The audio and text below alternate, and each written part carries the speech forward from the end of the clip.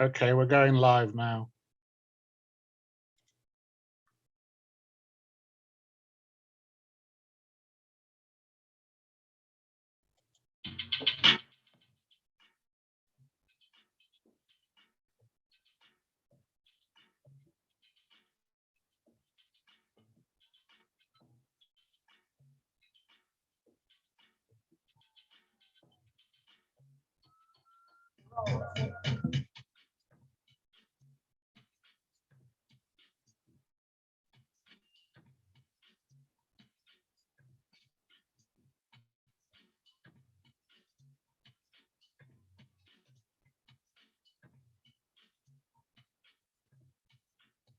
Okay, so hi, my name is Sebastian Badin. I'm a founding member of Historical Materialism Journal and the book series and the conferences, some of which you will already be familiar with.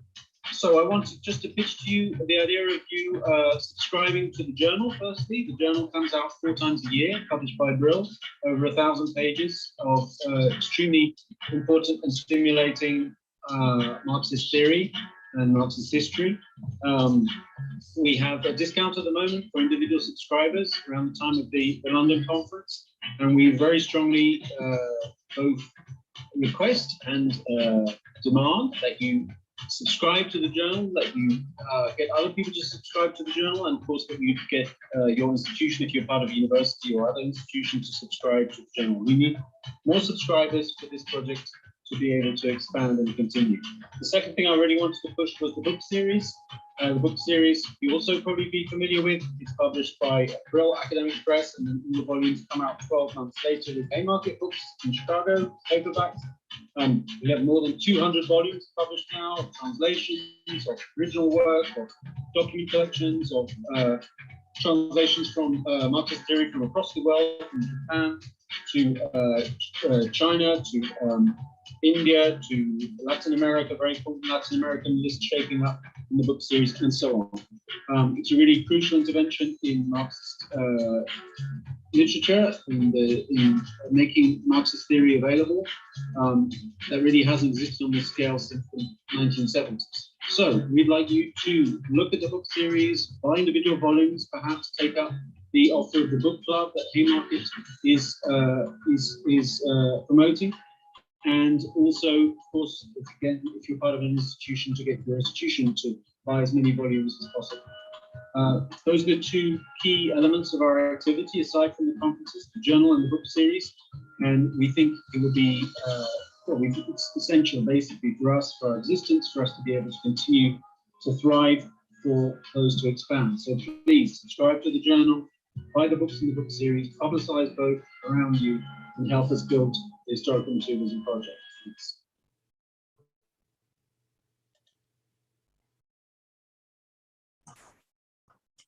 Okay. Welcome everybody to this 3rd day of the Historical Materialism 21 online conference, which has proven so far to be both exciting and really interesting. Just to repeat what you've already heard from Sebastian Badin, that is, please support the HM project, subscribe to the journal, which means that you will get 4 issues of the journal every year, about 1,000 pages of exciting Marxist theory. Please buy the books. There is a discount currently on the Haymarket Historical Materialism book series. As you know, all the books in the book series appear first in Brill in an expensive academic editor, and then 1 year exactly afterwards, its title appears in a really affordable paperback form. And although there has been no registration fee for this conference, which is just offered online, there are costs both for the conference and for the entire HM project. So please, if you can, donate through the Eventbrite pages. We use every donation count, and every donation helps expanding the HM project, the journal, the conferences, the book series, the translations, and currently, and also the podcast, which we have already started. So the title of our panel today is Marxist Theory and Philosophy. And we are really happy to have with us Muzaffer Kaya, currently a guest researcher at the University of Potsdam, although I'm sure he would really like to have his job at Nisadasi University in Istanbul, but Muzaffer Kaya, as with many other Turkish Marxists, have been victims of the persecution from the Turkish state because they simply signed an appeal for peace. Just a reminder that in Turkey, authoritarian neoliberalism or modern Bonapartism are not just phrases, they are everyday reality.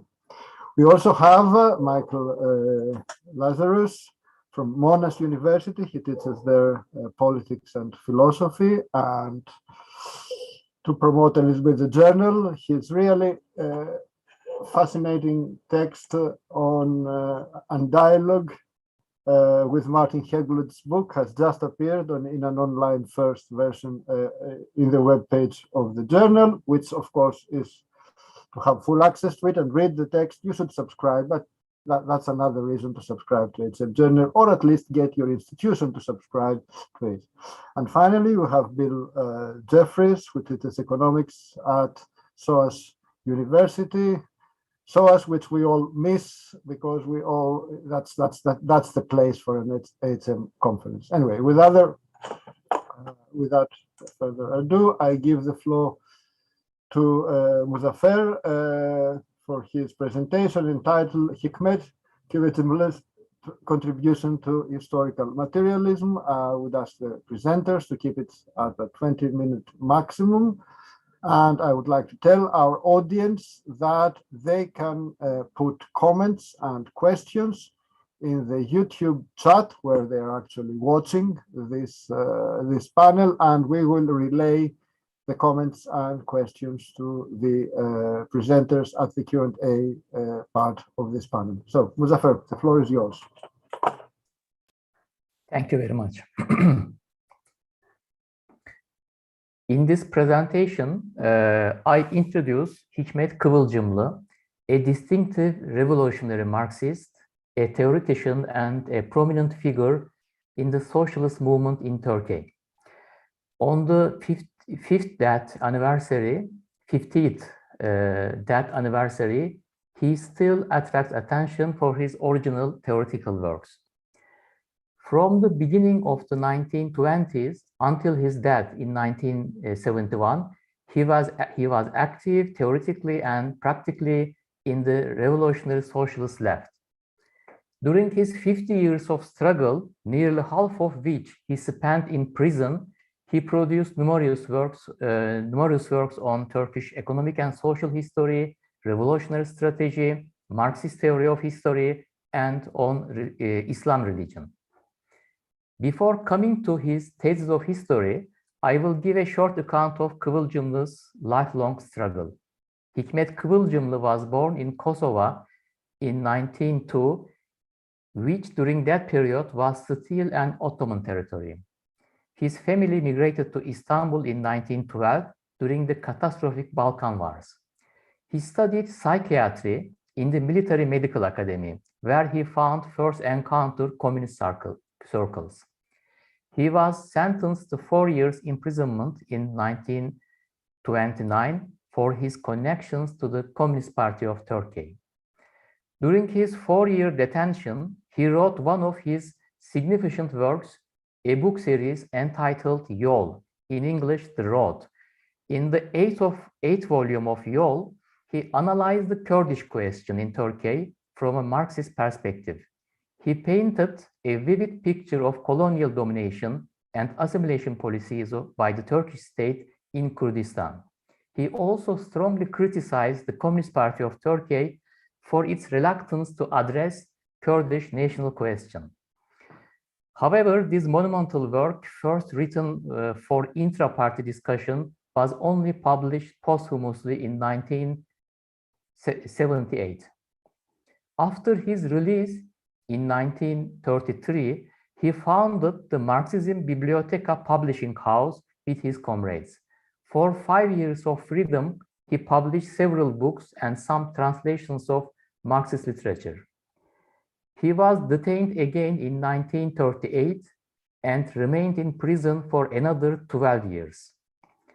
When he was released in 1950, the Communist Party of Turkey had already decentralized, and attempts to reconstruct the party failed due to massive state repression.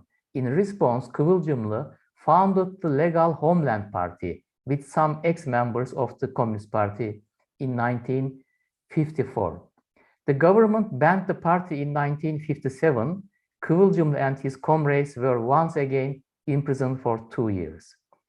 Throughout the 1960s, the political regime in Turkey moved toward a relatively liberal position. Hikmet Kıvılcımlı found an opportunity to publish his works during this period. He published most of his works between 1965 and 1971, in the last 6 years of his life. In the late 1960s, he found supporters among the rising radical youth movement and workers' movement. His attempts to gather fragmented revolutionary circles and re-establish the Homeland Party was interrupted by the military intervention of 1971. When the martial law courts issued an arrest warrant for him, he was receiving aggressive cancer treatment.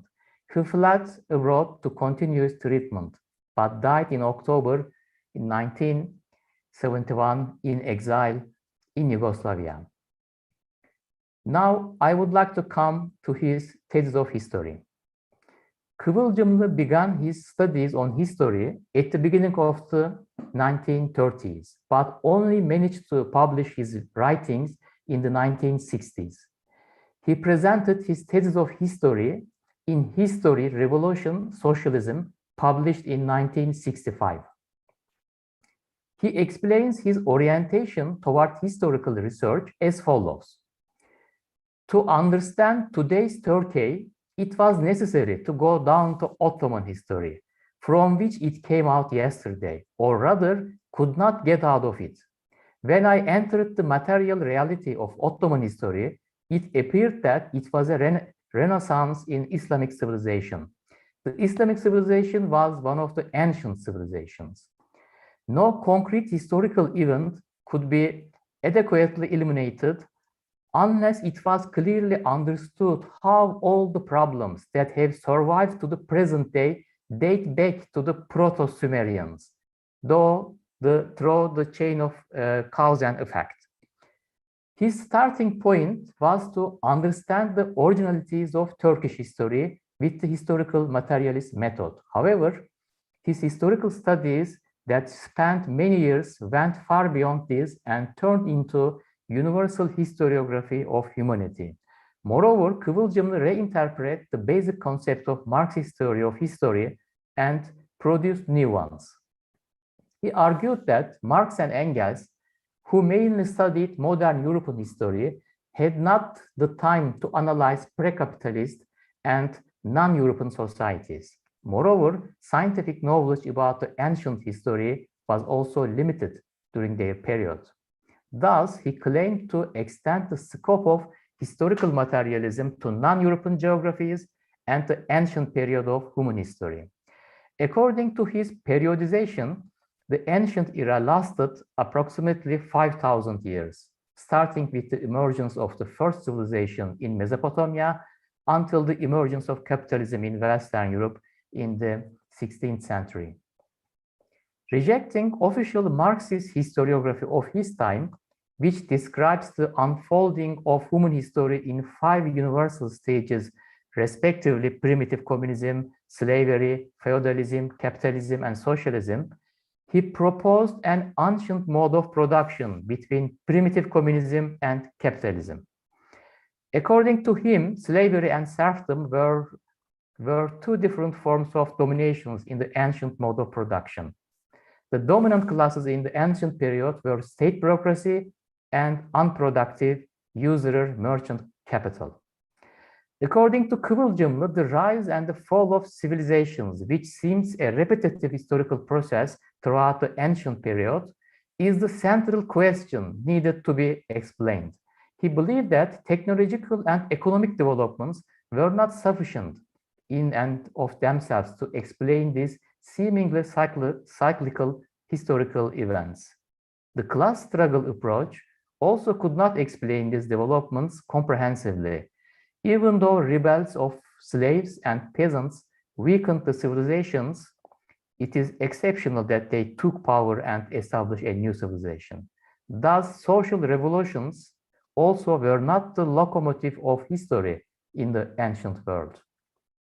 However, there was a different kind of revolution in the ancient period as the locomotive of historical process. It is the historical revolution as defined by Kıvılcımlı.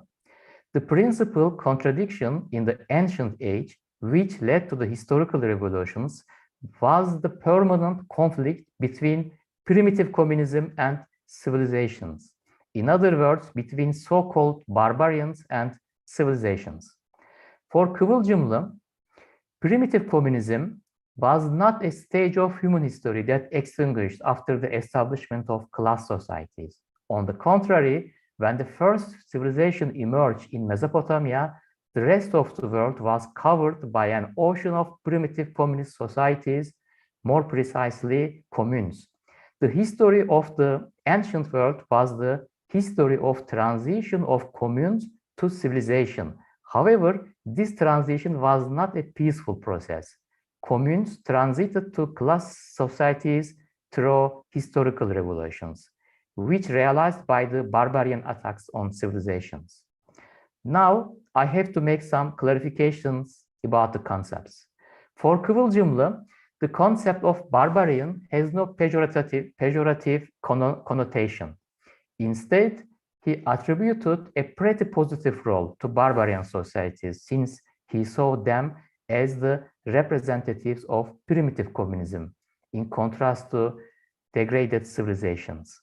Following Engels, he employed Lewis Henry Morgan's concept of barbarism as a stage of development in human history. Based on Morgan's classification, he also referred to the three phases of barbarism: lower stage barbarism, characterized by hunter-gatherer living; middle stage barbarians, characterized by nomadic existence and animal husbandry; upper stage barbarians, characterized by the presence of sedentary and agriculture. On the other hand, the trademark of civilization is the existence of the state.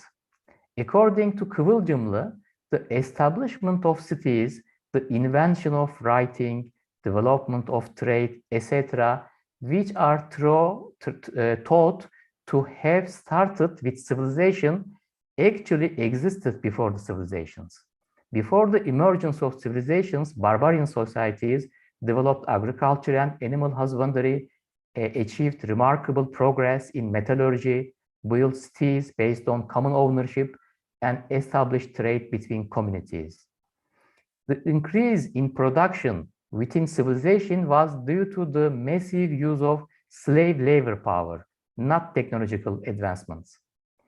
Thus, the main novelty that came with civilizations is the emergence of the state as the apparatus of violence. According to Kıvılcımlı, the definition of state is relatively straightforward. The state means armed forces and prison. With civilization, for the first time in the history of humanity, the authority to use weapons is left to a privileged group, military units. The ruling class and the private property grow in this form of domination. Based on a detailed review of Marx and Engels' work, he catalogued productive forces into 4 categories, 2 of which were material productive forces and the other 2 human productive forces. Material productive forces, first, technique, tools and methods used by a society in its struggle with nature. The second material productive force is geography, the material conditions that physically surround a society, climate, nature, etc. And now we came to human productive forces. The third productive force, as the human productive force, history, the non-material environment that surrounds a society through time, customs, traditions, etc. And the fourth productive force is human itself, the collective action that works on society's material and non-material environment through technological tools, power as means of force and violence, etc. He stated like that: history is born and unfolds through the collective action of real human beings that struggle to live a life that is shaped by existing customs under specific geographical and climate conditions, relying on specific techniques and methods. This collective action gives life to everything in history. To understand historical transformations, one must therefore consider each of the four productive forces simultaneously. Despite the slow phase of technological developments in the ancient period, the human productive forces played a crucial role in social transitions. Now we came to the other source of inspiration for Kıvılcımlı, the work of Ibn Khaldun. He found the Khaldunian dichotomy of nomadic tribes versus sedentary communities highly illuminating for understanding ancient societies' social and political transformations. Even though civilizations had severe internal conflicts, these controversies never caused social revolutions. Thus, the force that sparked revolution came from outside of a given civilization, the barbarians. Kıvılcımlı refined two types of historical revolutions during the ancient age. First, if the barbarians who conquered a civilization were in the upper phase, it was possible to create a new, original, and more advanced civilization from the ashes of the demolished one, because they had the customs and institutions to govern cities and agricultural communities. They were able to replace the corrupt institutions of the previous civilization with their fresh and more egalitarian ones.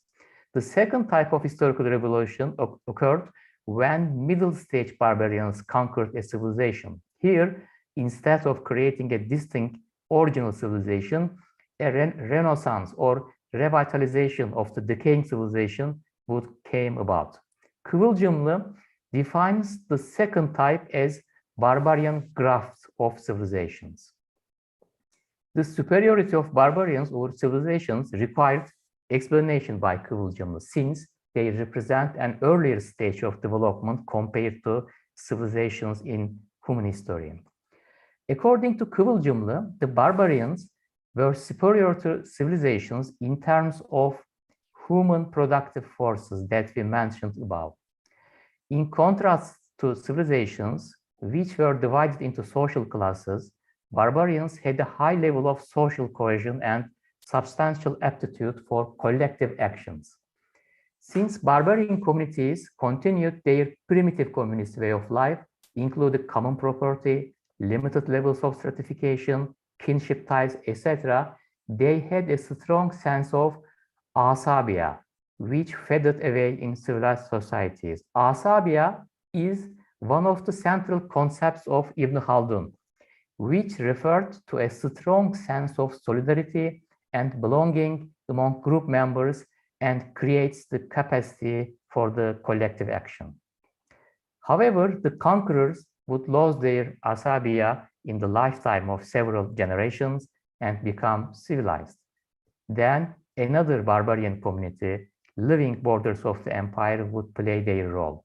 As a result of this cyclic process, more peoples and countries were included in the civilization's territories. Unlike Ibn Khaldun, for Kıvılcımlı, these seemingly cyclic processes were not mere repetitions. History continued to progress in a spiral form through historical revolutions. Now, finally, we came to capitalism. Kıvılcımlı argued that the parasitical usurer-merchant capital of mature ancient civilizations did not pave the way for the rise of capitalism. The nature of ancient merchant capital and political domination was not appropriate for the flourishing of capitalism as a social formation. It thus emerged in England on the periphery of the ancient Mediterranean civilizations. Unlike ancient period, the socialization of the production in capitalism created the working class as the agent of social revolution. Armed with the idea of modern socialism, the working class could spark social revolutions through collective action. From his point of view, Kıvılcımlı analyzed the social structure of Turkey. He demonstrated that although capitalism was the dominant social formation, the remnants of ancient civilizations and the barbarian traditions were also visible in Turkey's economic, social, and political life. In terms of economic life, Kıvılcımlı argued that modern Turkish finance capital created a symbiotic relationship with the traditional merchants in Anatolian towns. On the other hand, the traditions of primitive communism were still vibrant in the villages, especially among the Kurdish tribes and Alevi communities.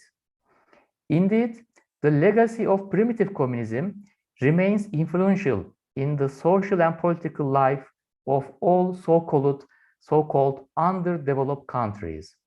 He saw this legacy in the anti-colonial struggles of the 1960s in the third world countries, from Latin America to Vietnam. Although he saw the working class as the vanguard of the revolution as a Marxist-Leninist, he also considered the dynamism of primitive communism as an allied force of modern socialist struggles in the third world. At the end of my presentation, I should mention, unfortunately, none of his works have been translated into a foreign language, including English, yet. The majority of his original manuscripts are preserved in the Institute of Social History in Amsterdam. Some of his manuscripts are still waiting for translation from the Ottoman Arabic alphabet to the Turkish Latin alphabet. As I finish my talk, I salute these great revolutionary communists on the 50th anniversary. Thank you very much. Thank you very much, Muzaffer. Let's hope that this presentation is the beginning of any effort to make this particular historical figure of the Turkish revolutionary movement more known outside Turkey. I now give the floor to Michael Lazarus for his presentation, Arendt, Marx, and the modern challenge to tradition. Great, thank you, and thank you to HM for having me. Arendt disavows both Hegel and Marx. She places them together at the end of a tradition of political thinking that she sets out to rethink. Arendt charges both Hegel and Marx with the determinism that buries political action. Her project is to revive the lost tradition, the vita activa, human action, since it is through word and deed that we insert ourselves into the human world. Action is the unique human activity which allows for freedom, higher than the necessity of labour and the fabrication of work. Action allows for something new, for a second birth. In our words and deeds, through speech, we actualize the human condition of plurality, that is, of living as a distinct and unique being amongst equals. Arendt's political theory hinges on the significance of the distinction between the public and private realms. The meaning of politics itself has changed from the life of the polis to the mass society of today. Arendt's provocation is that politics, properly understood as the life of action, speech and deed, in the light of the public sphere, has vanished. Arendt's political theory promises to rescue action. For this challenge to be successful, she needs to demonstrate the concept of action in Hegel and Marx. The end of the tradition is deficient. I argue she fails in this task, and her characterization of both thinkers is dramatically mistaken. Despite this critique, however, I suggest that her concept of action, when interpreted in light of a properly construed Hegel and Marx, helps illuminate critical aspects of both their thought. Arendt's Vita Activa allows for the concept of action in Hegel and Marx to be better posed and strengthens the resources of a critical theory of society. In this paper, I outline in imminent defense the content of Arendt's concept of action. In part one, I outline Arendt's criticism of the tradition with Marx. In part two, I compare Arendt's notion of speech and deed with Marx's civil war in France and with Hegel's phenomenology of spirit. In The Human Condition, Arendt's interpretation of the Western tradition is at once expansive and critical. Her periodization stretches from Socrates' trial for Marx from 399 BCE to 1843 CE. In this period, contemplation is what dominates the tradition, from Plato's forms to Hegel's absolute. Arendt tells a story of the lost notion of political action, which has vanished in the modern world, a world which places labour in the bare necessity of life as the highest expression of human being. According to Arendt, it's Marx's glorification of labour which confirms its loss. This thesis has its genesis in the period after her 1951 Origins of Totalitarianism. However, her understanding in that book of what she calls the dignity of our tradition is foundational to her account of the social and historical context of 20th century totalitarianism.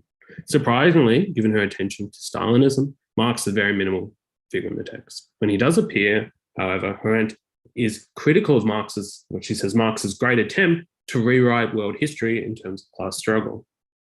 And she compares this with Hegel's dialectic and Darwin's naturalism. She claims that Hegel and Marx both believed, this is a quote, both believed in the process of history in which ideas could be concretized only in a complicated dialectical movement, end quote.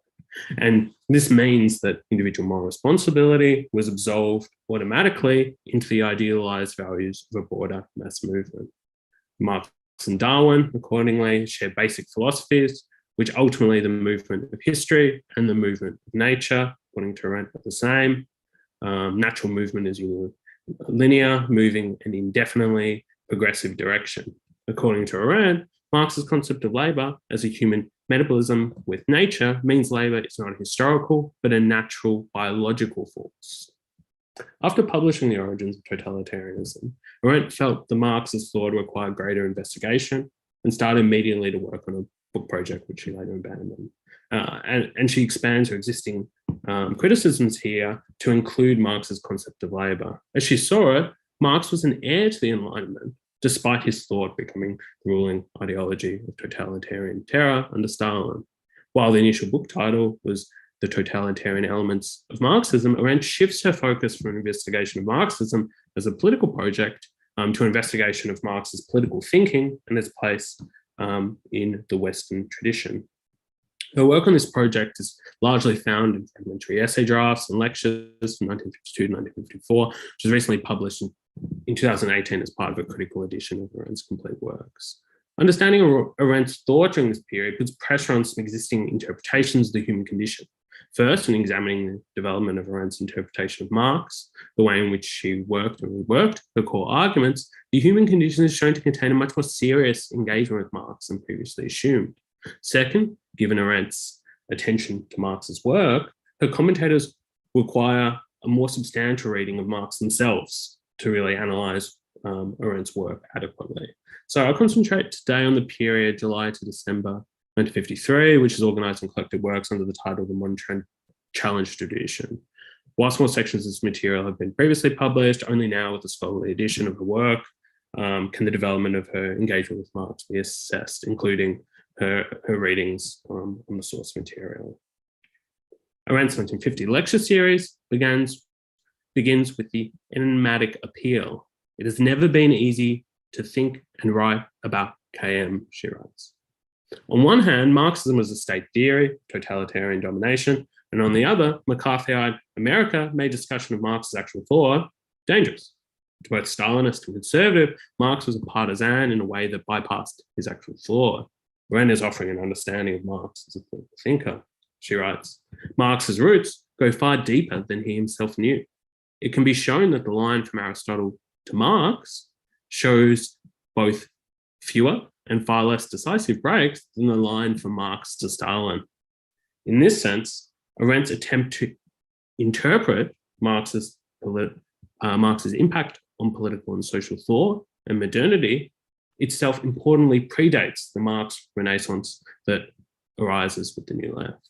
The earliest of these interpretations tended to revel in Marx's early writings from the expense of capital, and Arendt's reading is more circumspect. She drew widely on Marx and Engels' writing to argue something quite distinct. Her distinctive claim identifies what she takes to be the basic self-contradiction in Marx's thought. She writes, Marx's self-contradiction is most striking in the few paragraphs that outline the future society and that are frequently dismissed as utopia.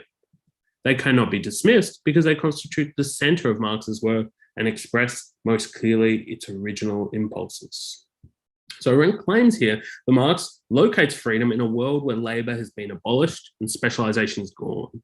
Marx banishes craftsmen and artisans, communist societies without painters, only those who paint. For Arendt, Marx's idea of freedom is very much like 5th century Athens for the Greek elite. Arendt takes Marx's biological, when she accuses Marx of a biological and naturalistic idea of labor, is something that the Greeks, and glorifies something that the Greeks saw was pre-political. Since slaves labored, the necessity of life occurred before politics began. So Marx tries to uphold labor as freedom and also to abolish it altogether. Arendt argues that in this contradiction, Marx is unable to grasp the idea of freedom known to the Greeks, certainly to Aristotle as logos.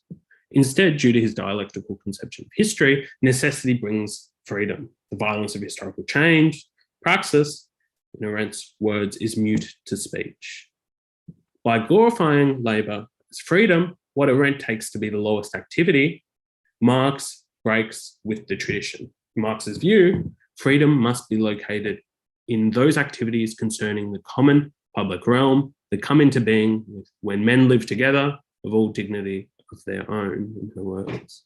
What Arendt wants to do is free from Marx and from the tradition what has been lost, the very substantial content of freedom contained in the human capacity for speech.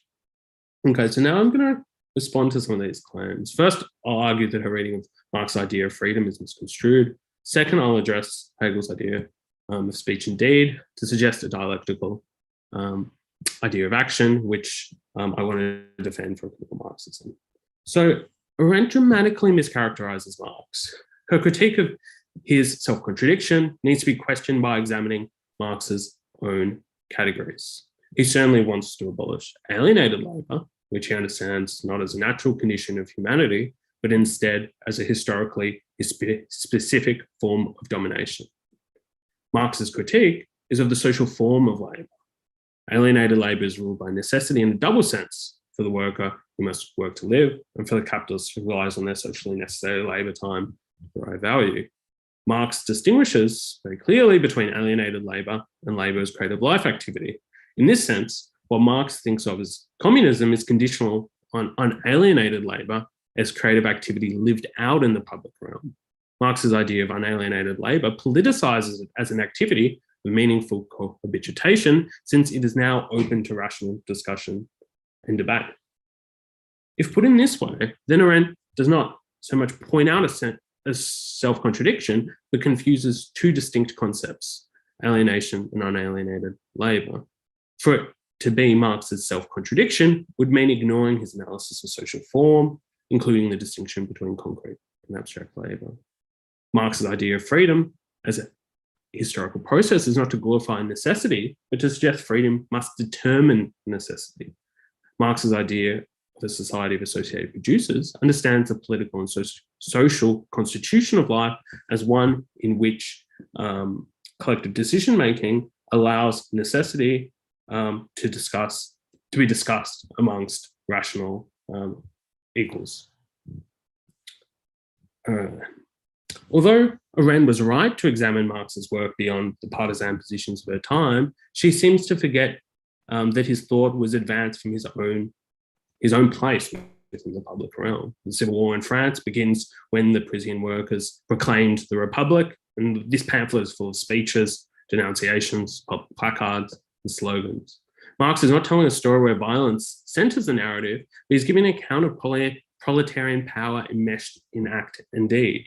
Workers' self-emancipation is heralded in public, a declaration, an act, and a deed. Marx's thought is concerned foremost with action. Further, Marx's most important political work was often first spoken. This is the case, Communist Manifesto and the Civil War in France, both spoken, one to the Communist League, the other to the First International. Marx is not writing from the standpoint of contemplation, but from the vid activa.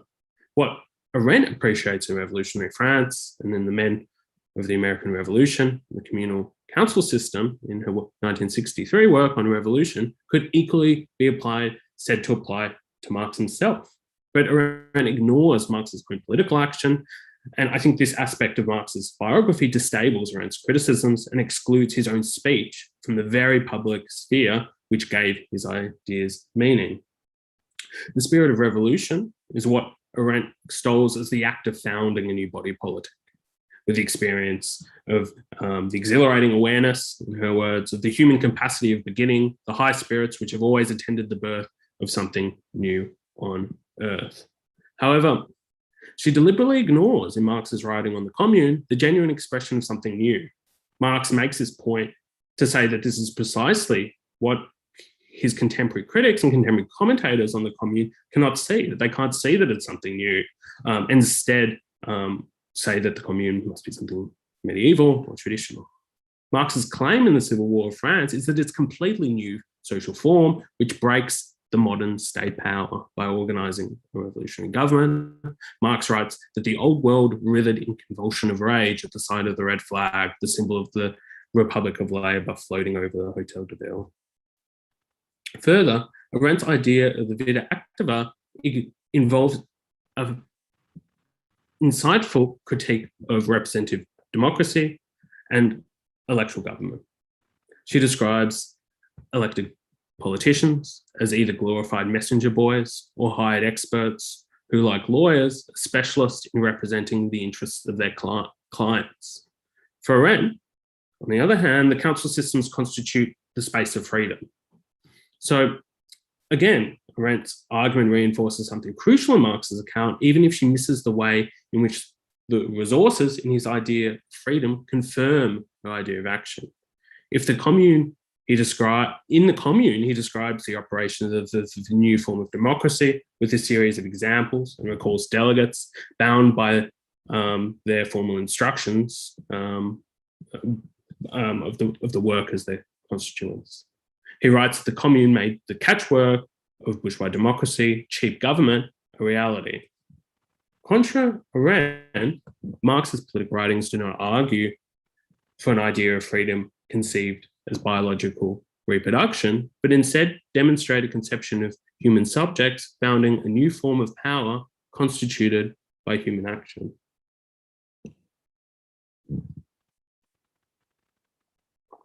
All right, so now to Hegel. According to Arendt, Marx not only inherited Darwin's naturalism, but he also took Hegel's dialectic. In 1951 broadcast, she describes dialectics as a formal methodology, the familiar three-step process, thesis, antithesis, and synthesis. Arendt considers the movement between these triads as automatic.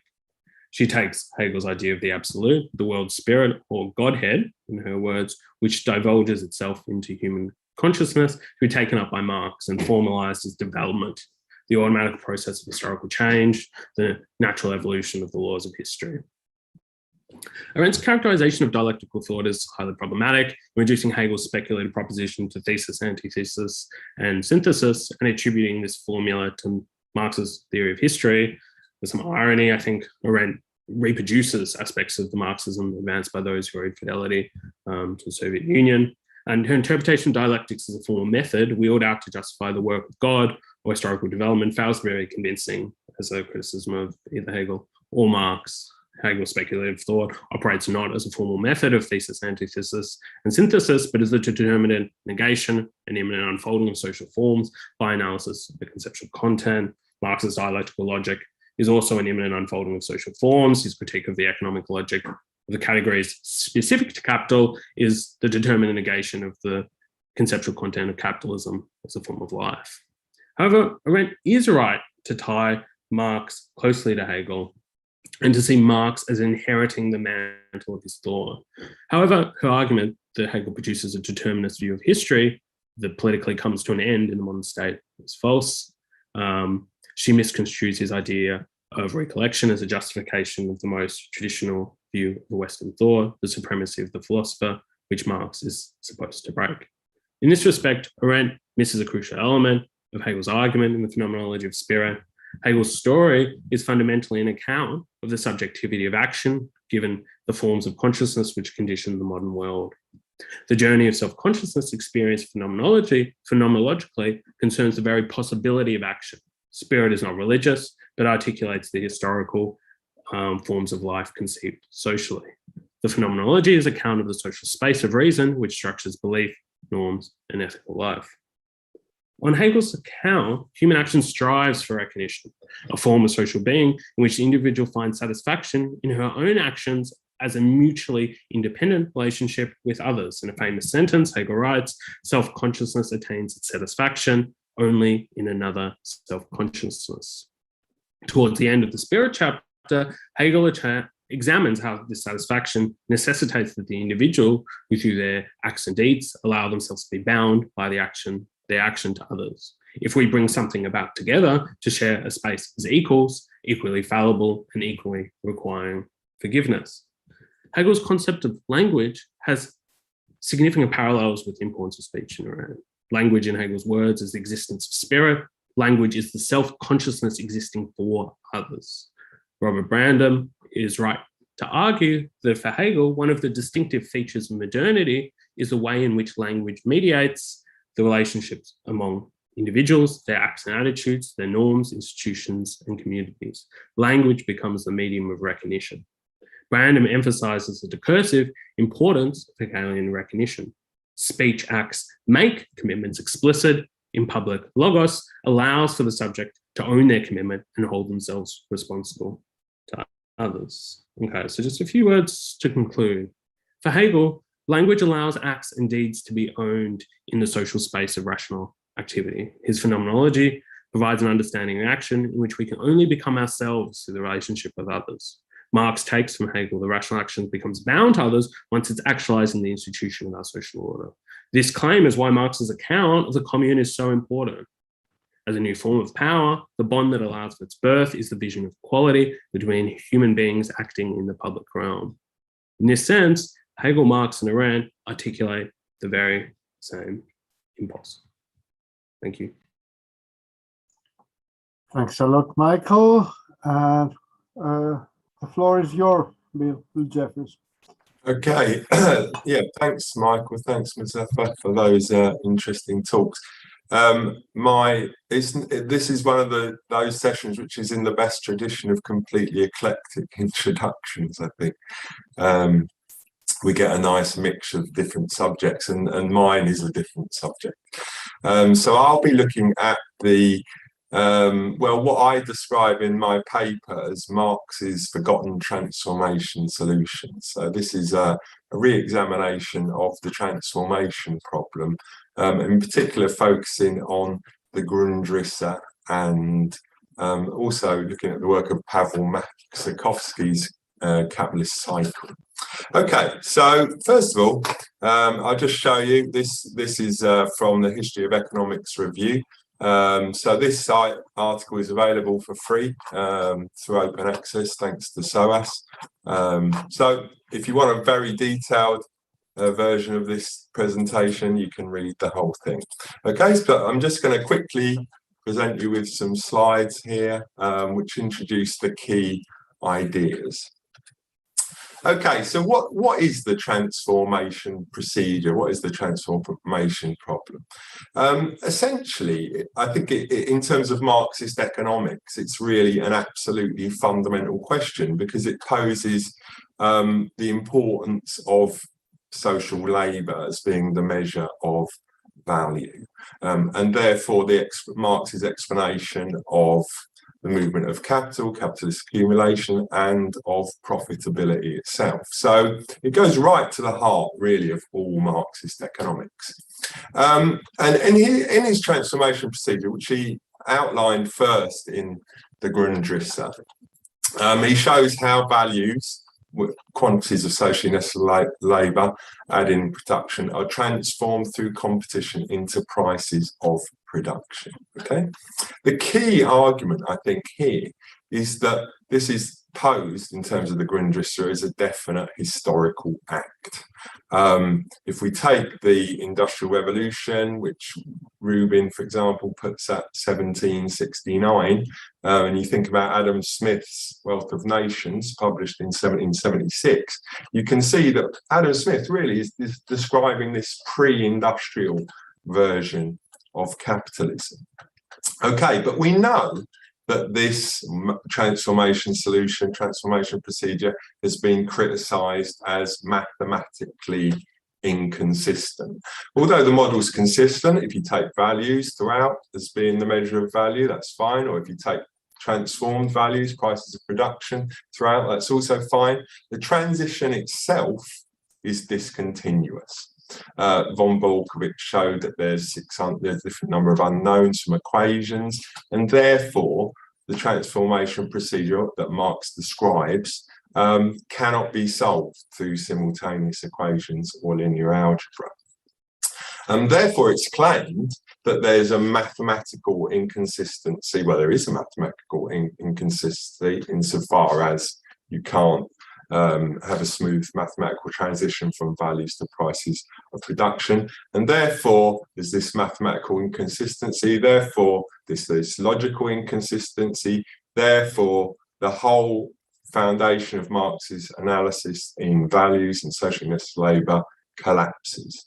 Okay, you'll notice, of course, the sleight of hand in this sequence, because it's assumed that mathematical correctness equals logical correctness. This is an absolutely fundamental point.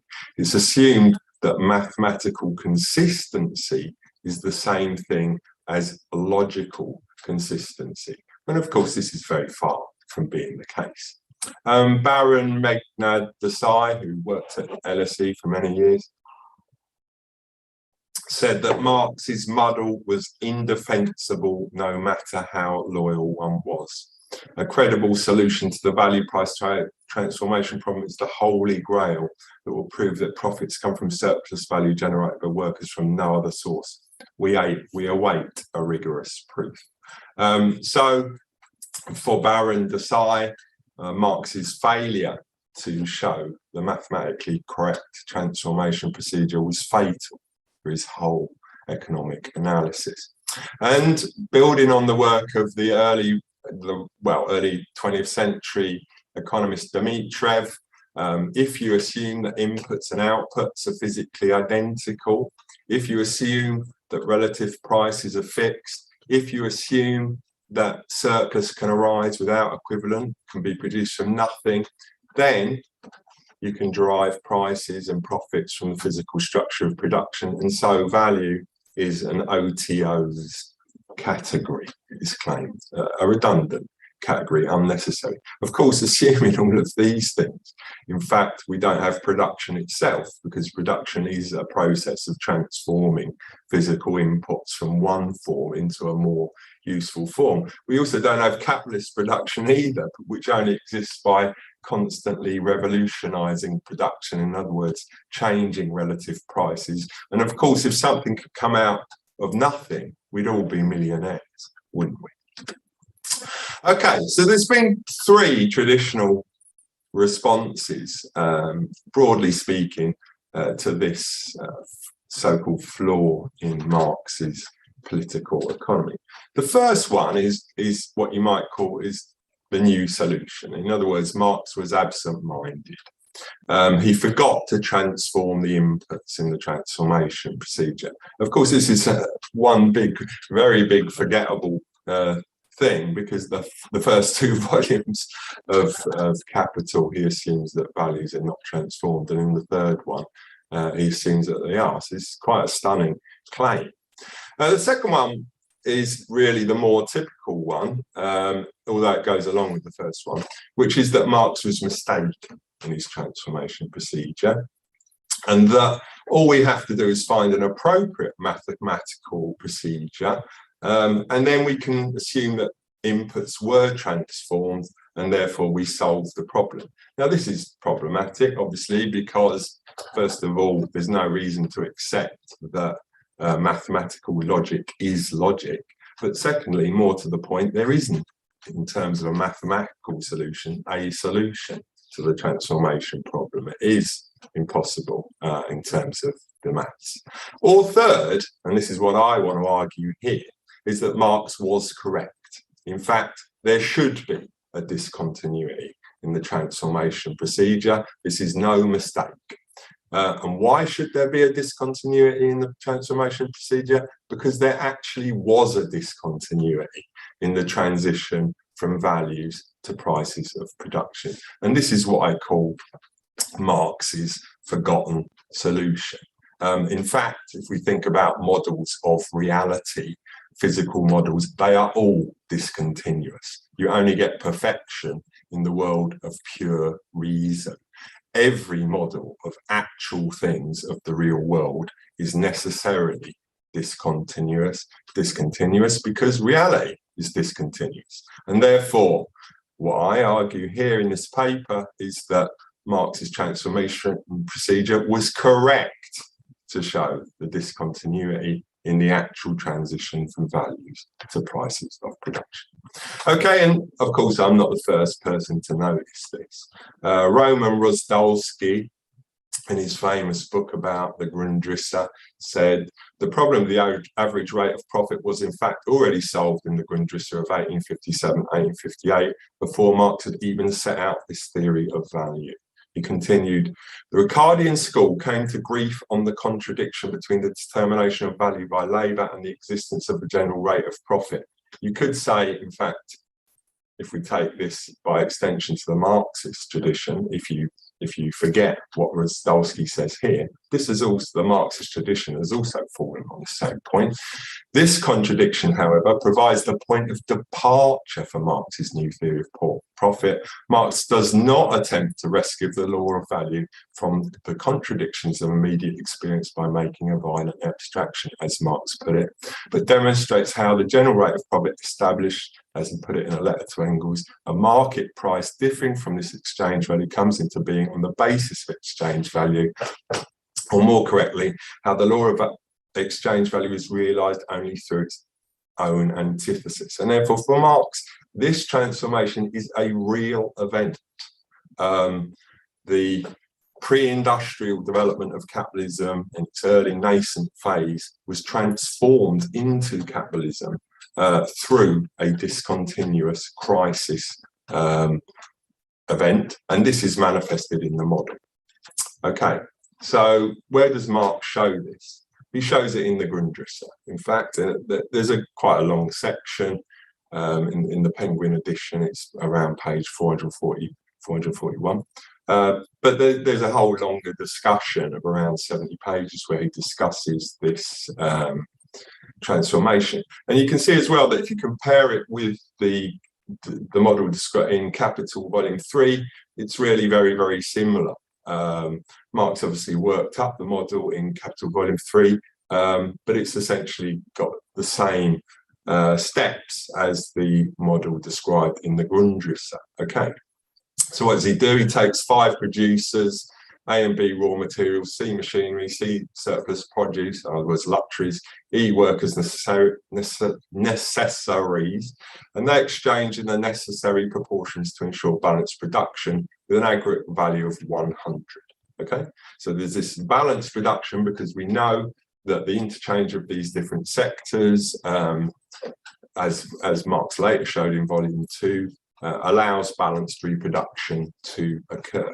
However, and this is the critical point, the growth of fixed capital, the divergence in the different compositions of capital between these sectors leads to a redistribution of surplus value to equalize profit rates. And critically, this creates a disproportion, okay? As Marx showed in his model. It is clear D and E, where E represents all commodities consumed by the workers and D, all those consumed by the capitalists, would have produced too much. This is after the transformation. That general overproduction would take place. Not because relatively too little being produced, but because too much of both had been produced. Not too much for consumption, but too much to retain the correct relation between consumption and realization. Too much for realization. In other words, the disproportion in the transformation model is real. Marx knew about it.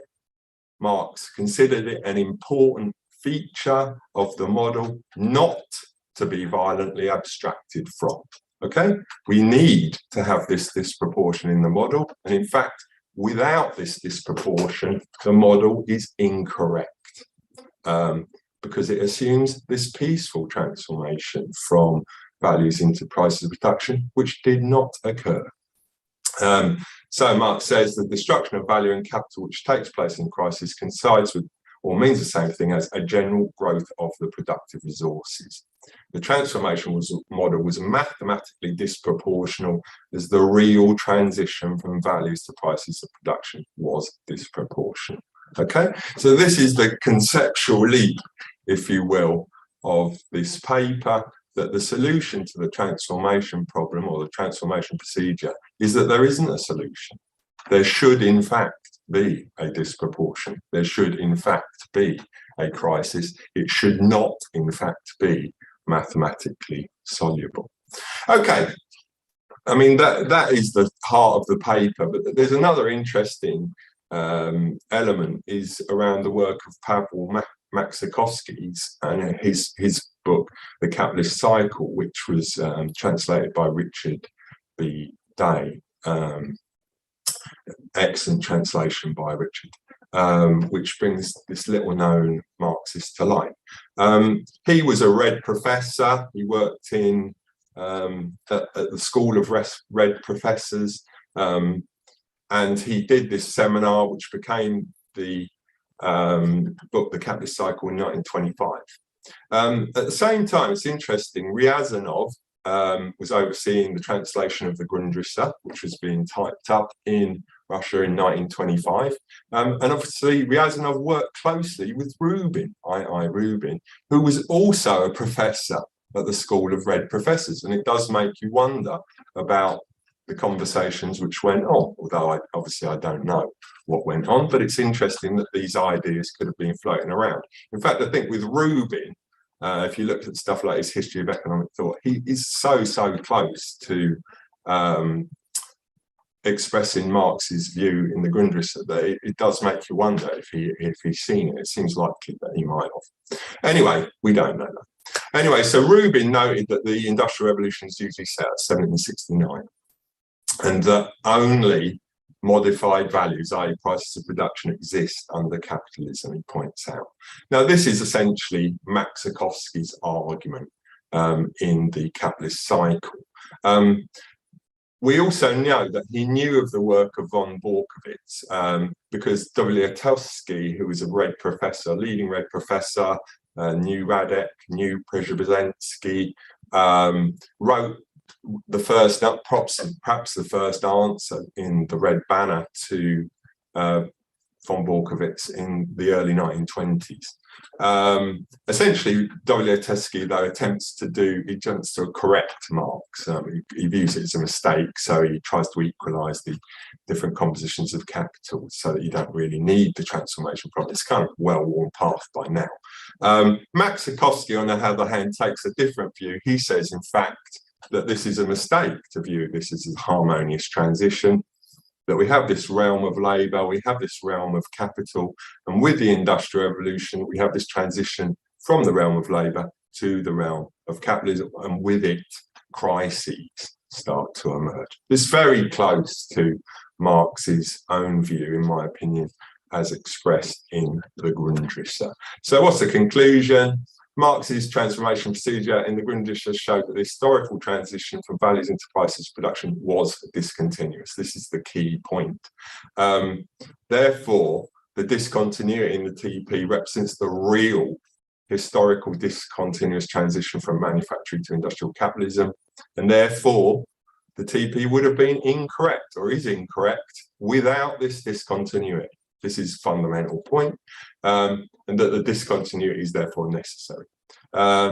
Soviet Marxists, Rubin, possibly Maxikovsky, perhaps knew about this via the Grundrisse, which was being translated at the same time, and come up with a theory, which in Rubin's case, I think is almost got all the elements there. And in Maxikovsky's case, I think has got all of the elements that Marx outlined in the Grundrisse. Anyway, there you go. So that's my little talk. Thanks for listening. Okay, thanks a lot for the for 3 presentations. I am trying to see if we're waiting for some questions to come from the audience, and I will get back to you with them. But well, in the meantime, okay, I could pose some questions, try to create some kind of discussion. I mean, well, I have a question for Muzaffer, if he wants to elaborate more about to what extent the research by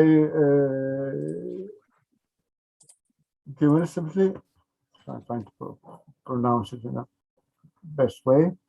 To what extent this extensive research, what was the relationship with the actual problems facing, the Turkish communist movement in that period? What is the, although you already mentioned aspects, I think this is something that could be stressed more. That's one question I would like to. That's for Muzaffer. Well, and I have a question for Bill also, if you want to answer. The question is very simple. I mean, I personally I agree with such a position, namely that the transformation problem is exactly a problem of discontinuity. It's a problem of different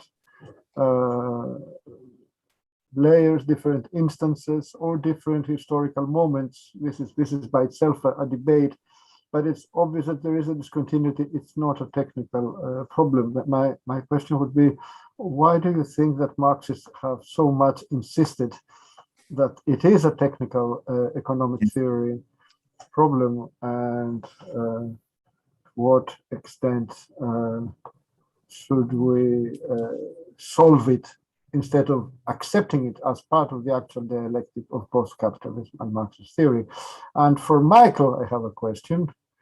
If he wants to expand a little bit on how Hannah Arendt picks up in here on revolution, this dialogue of Hannah Arendt with the councilist tradition in Marxist theory, and how perhaps this can be an aspect of the dialogue between Arendt and Marx that you attempted. So these are 3 questions, and I will see if we have more questions from the audience. Okay. The floor is yours again, Muzaffer. Thank you for the question. As I mentioned, he tried to understand the realities of Turkish society, so he has to go to Ottoman history, because he thought that many social forms or types of dominations are still there in the 1960s of Turkey. For example, he especially make emphasis on how the finance capital, the modern class of the capitalism, the finance capital can rule Turkey. He has some in the locals, in the towns, they made a alliance with the forces of ancient time, he with his concepts, he called them usurer and merchant capital, a kind of capital that not productive but just make profits from the exchange of money or the trade. And actually he tried to create a native kind of socialism that proper with the culture and the realities of Turkish society. Because of that, he also worked on the Islam religion, the tradition of Islam. For example, he also saw the Islam as a historical revolution, and the first phase of Islam, the early Muslims, was communist for him. And he made a famous speech in one of his meetings, election meeting. He explains the human rights, democracy, and justice in the words of Prophet Muhammad and the verses of Quran. And he was charged because of his speech to use religion as a tool in politics. He was the only Marxist in Turkey charged with this crime in Turkey. So his main actually concern was to understand or underlines the traditions and make to try to popularize the idea of modern socialism, but try to adapt him to the culture that he works in it, and try to understand the originalities of Turkish society. So he was a Marxist-Leninist, and he always defended the working class as the vanguard of revolution. But he saw, for example, in Kurdish tribes, in Kurdistan, or some rural parts, we have a special minority, Alevi minority, a religious minority. For example, he thought that these old primitive socialist traditions are living still there. And really, if you look at Turkish left today, if you remove Alevis and Kurds, there will be nothing actually. He especially made emphasis, underline this pre-modern but progressive aspects of or the sectors of society. But his, of course, thesis is so much complicated. I have to simplify in 20 minutes many of his concepts. The problem is it is not analyzed comprehensively yet, even in Turkey.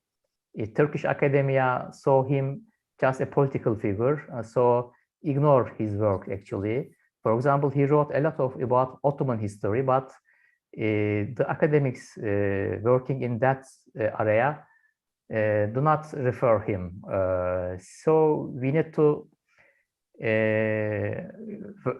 actually, I am in an initial phase of my research about him. I will continue on to, because he wrote a lot, more than 40 books and many articles. Yeah, his main focus was to create a socialism, not just imitation from Western experiences, but rooted in the culture and life of Turkish people. Yeah, I can say these things. Thank you again. Okay, thank you, Muzaffer. Bill? Yeah, it is an interesting question why it has been so viewed as a technical thing and why people try to persistently solve it. And this very powerful idea. I mean, I've read Grundrisse quite a few times and I didn't put two and two together, even though obviously it's right in front of you. And similar, if you read Simon Clarke's book, Marxist Theories of Crisis, it's got the exact quote there. from the Grundrisse, where he describes the disruption due to the change. And yet, even there, he doesn't quite put it together. So it's interesting that it is viewed so much as a technical question. And why is that? Well, obviously, it's slightly speculative. In the paper, I mean, it is a debate whether or not Engels saw the Grundrisse himself. Obviously, he discussed it in letters with Marx, but Marx wrote a lot of notebooks, didn't he? And it's debatable whether or not Engels did see the version in the Grundrisse when he was putting together Capital. And also, obviously, as well, he presented it in such a way as if there was an attempt to provide a solution, didn't he? Because he had the 10-year competition, which was the gap while they were waiting to. So you really think from almost the get-go, they were presenting it as this technical issue that could be solved. And then you fast forward to the 20s, and you think the Soviets almost, I think, were on the right lines. But then, obviously, we know what happened. There was the repression, and the key theorists were all died or were got rid of. Then you go on to the 50s, and you have really Maurice Dobb at Cambridge. He oversaw the publication of Schaffer's work in 1960. Schaffer's work at physical price series don't really need labour values. It's very similar to the material product system of the Soviet Union. But of course, Stalin's 1953 problems of socialism, where he says there is value within the plan, was a spur, I think, for Dobb. And then Dobb really was very influential in terms of presenting it as something that could be solved, as if Schaffer was really could be reconciled with Marx. And I think that's almost how you get onto it now. And then Desai says, well, in the 50s and 60s, we didn't really know anything about Marxism, and then we did find it, and then we discovered von Borkowitz, then we realized that it was all mathematically incorrect, and then we moved on to Schaffer. We didn't need Marx at all. And I think that's kind of where we've ended up. So it's interesting, but obviously there were people, Rozdolsky said it in the late 60s, but then you look at the subsequent discussion, and Rozdolsky does not appear in it, and neither does the Grundrisse either. So it's very odd that there was this, gap, this underestimation of the Grundrisse as a, particular, and even people who've read the Grundrisse, who cite the Grundrisse, don't cite the correct part where he discusses the transformation problem. So it's very odd. But it seems to me it is right in front of us, actually. And I think it is the obvious answer, and it does, in my opinion, stitch all the problems together. And therefore, I think it's the best, inverted commas, solution. Salute, Bill. Michael? Right, yeah, so it's a really interesting question, the extent to which Arendt's thinking about the council movement and about that type of, I suppose, workers' power can be read or understood in a critical Marxist tradition.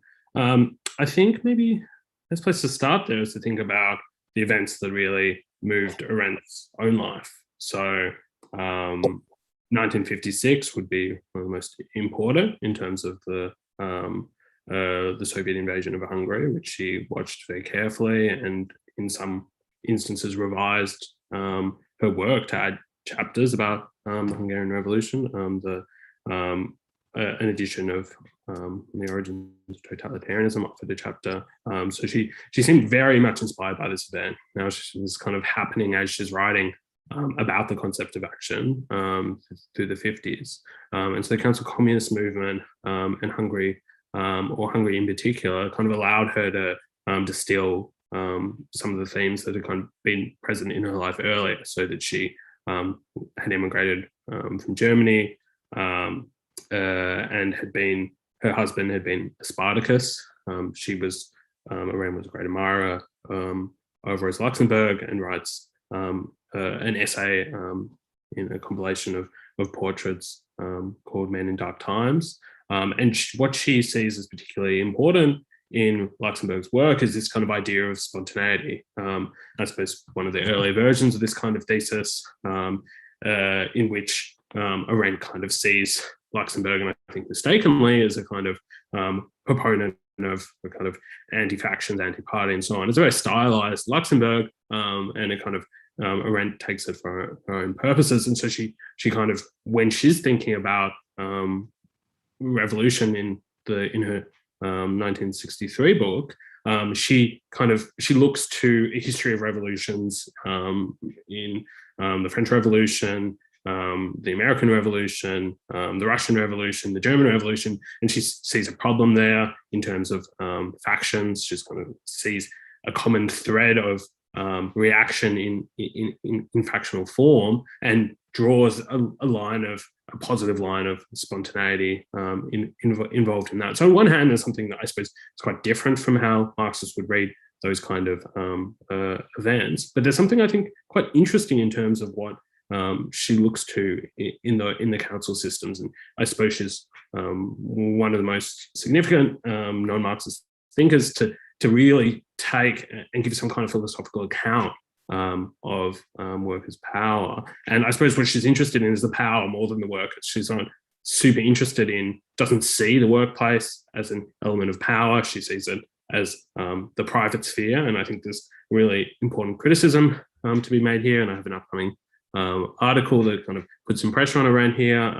So this paper is kind of part of a larger project of trying to kind of provide some kind of imminent critique of Arendt. But I think in terms of what it might offer, I think there's something really conceptually interesting in what she's trying to do with a concept of action, in which the public realm is seen as a place in which act and deed can be constellated, that politics can't just be an understanding of different governments, but there's got to be some kind of activity that kind of underlines it. So there's something in terms of how she talks about foundation of politics in something new that I think has really deep correlations with aspects of the Marxist tradition. So, when read critically and provided there's some kind of imminent critique available here, I think we can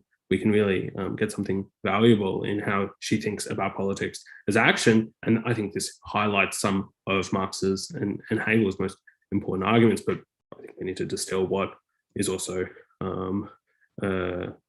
quite hostile, I think, to Marx and Hegel, especially in terms of dialectical thought and so on. Thanks a lot. Well, we have a question which is specific for Muzaffer, and it is what does Kıvılcımlı had to say about the revolutionary peasant insurgencies in the Seljuk Ottoman empires like Bedreddin? It doesn't quite fit into the scheme of historical revolution via conquest. This is a question for Muzaffer particularly. And we have a more general question. I don't know if anyone wants to say something, because it's a very big and open question about third worldism and the discussion about revolutionary politics. And it's always an open question in Marxist. I don't know if anyone wants to say something. But first, Muzaffer, on the specific question on the peasant insurgency. Yeah, thank you for the question. She mentioned about Bedreddin, a famous revolutionary in Ottoman period. Actually, Kıvılcımlı wrote a book also on Sheikh Bedreddin, on this revolt. Of course, according to Kıvılcımlı, there were a lot of attempts of social revolutions, numerous attempts of social revolutions during the ancient period.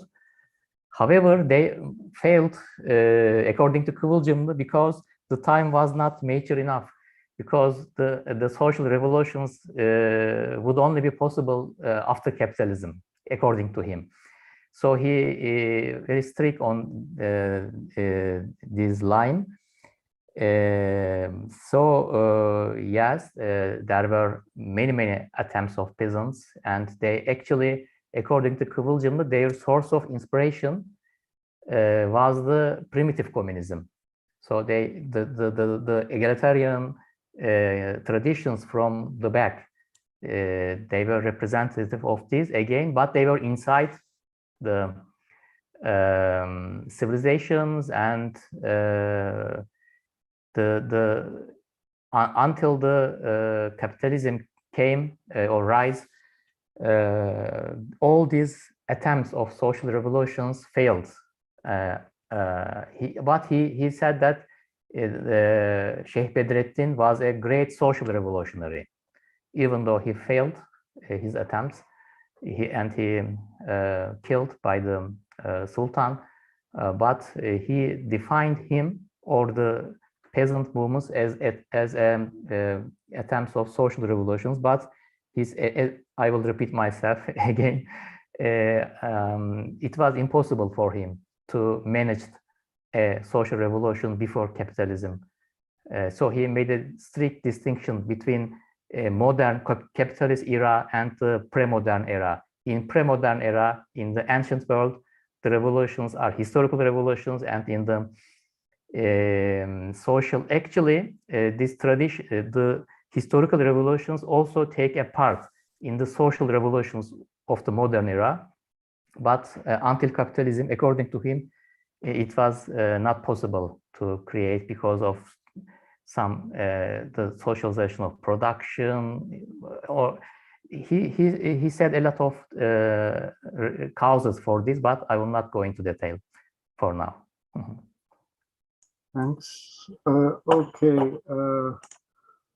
We do not have any other question from the audience, as far as I can see. But however, Michael and Bill, if you want to add something, I don't know if you want to take up the question of third worldism, because it's not that I underestimate it, but it is a big question. Muzaffer, in a certain way, gave at least give us an example of how an author like Kıvılcımlı would not actually think in terms of a third worldism and stress the importance of capitalist modernity. But anyway, in regards to your own papers, if you want to add some concluding comments, Michael? I might not kind of, maybe I'll just try to think about how third worldism might apply or kind of problematize some of Arendt's thinking. My paper and Arendt's critique of Marx is that she sees him as part of the Western tradition. And I suppose you read something like The Human Condition, there's it's very extensive reading of Western political theory and Western philosophy, very much rooted within Greco-Roman form of understanding the ancient world and political modernity, starting with the French Revolution as well. So I think there's some utility in saying, well, to what degree is her, is there a restriction in terms of her thinking about only the Western tradition? She demarcates it very clearly. She seems not to be very interested in providing an account of revolutions outside of the West. And I think there's something useful in kind of keeping that in mind. Arendt wrote on race, sometimes very badly. Just an article in the 50s called On Little Rock, which she does not age very well. It seems to be one of the most problematic. It's an article on segregation. So I think Arendt is kind of in some ways from caught between an earlier political tradition or an earlier philosophical tradition, that kind of goes, she was present when and knew Heidegger when he was writing Being in Time, and then she becomes a kind of darling of the New Left. I suppose she's very critical. She's got a text on violence and very critical of Fanon and critical of third worldism. So her view is that violence gives up on, or violence cannot be simply substituted as power, and needs to be power needs to be seen as as a political concept, whereas violence itself is apolitical. I'm not sure whether I agree with it, but I think her reading of Fanon, again, is stylistic. I think Fanon has a deeply Hegelian understanding of revolution, in a sense in which there, especially in a text like Wretched of the Earth, in which revolutions come in different stages. But I suppose I would say that even a positive endorsement or a positive reading of Fanon, I don't think would support a third worldist position as well. Fanon has a commitment to what he calls humanism, in which there is some kind of unity, kind of an international sense of revolution, and has definitely some arguments with French workers and so on. So yeah, I suppose maybe thinking with Arendt on this problem. Yeah, I think there's obviously there's quite a bit to be said, but I'll just leave it there. Thanks a lot, Michael, and thanks a lot actually for trying to tackle this question. Bill, any concluding remarks? Not necessarily on third worldism, or I mean, in regards to your paper or the discussion. Well, it is interesting how all of these figures overlap and each meet, because obviously Heidegger was a good friend of Schaffer. Schaffer was a pupil of Dobb, etc. So it's funny how what goes around comes around, isn't it? And I think with my paper, all I'm trying to do really is, because I know it's from my own kind of conceptual understanding as well, because you get brought up with a certain way of looking at a problem, i.e. you need to find a solution to the transformation problem. And it's very, very difficult to escape this kind of formative way of looking at it, even when you see the evidence right in front of your eyes. And what's interesting is when you look at the kind of Soviet debate in the 20s, you see this incredibly powerful and interesting discussion from different theories about all of these questions of the transition from pre-capitalist to capitalist society to Soviet socialist society is all going on actually in the real world. And therefore they have a very creative, for a brief period up to like 27, 28, very creative discussion around all of these questions. They're really looking at almost as a practical issue. And because obviously the whole debate, you had the Rubin School, which was really based in the NEP, and then you had against them the planning school, Gosplan, which was, you could say Schraffian, really, and the mechanists were fighting against the ideal, etc. So you get the idea. But I think there's a lot to be said for looking at these important foundational figures and seeing how they can help us to reinterpret stuff that we've had a certain interpretation that's been given to us and that we're taught, but actually it's not necessarily the best way of looking at things. And you can get a lot from reconsidering the contribution of these people. So in as much as there's a common theme to this set of presentations, I think they're all trying to do that, aren't they? Which I think is very positive and useful. Anyway, thanks a lot. Thanks a lot, Bill. Thanks a lot, Michael. Thanks a lot, Muzaffer. And thanks a lot, especially for actually having a dialogue and having a conversation on a panel that, one would have seen it on the program would say, oh, this is the panel where they try to put together stuff they couldn't find proper panels, but no, it was an actual dialogue. And in the spirit of in-person conferences, well, I would like to tell our audience that they have about an hour and a half for lunch, if we stick to GMT British time, because at 3 o'clock GMT we have another philosophy session, one discussing Althusser. So I mean, you have some time, but please then return. Again, I remind the need to subscribe to the journal, try get your institutions to subscribe, buy the books and get your institution to buy the Brill books, and in general support the HM project.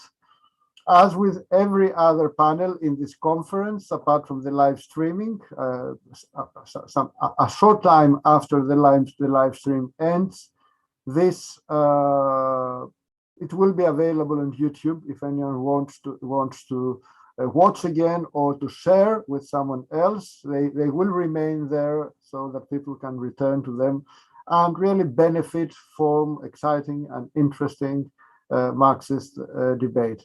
Again, I would like to thank the three presenters, Muzaffer Kaya, Michael Lazarus, and Bill Jefferies, for their contribution. I would like to thank the audience for watching and for the questions that were made, and hope to see you all in the next sessions. We still have about more than a week of great Marxist debates, so stay tuned and keep watching HM Online. Thank you.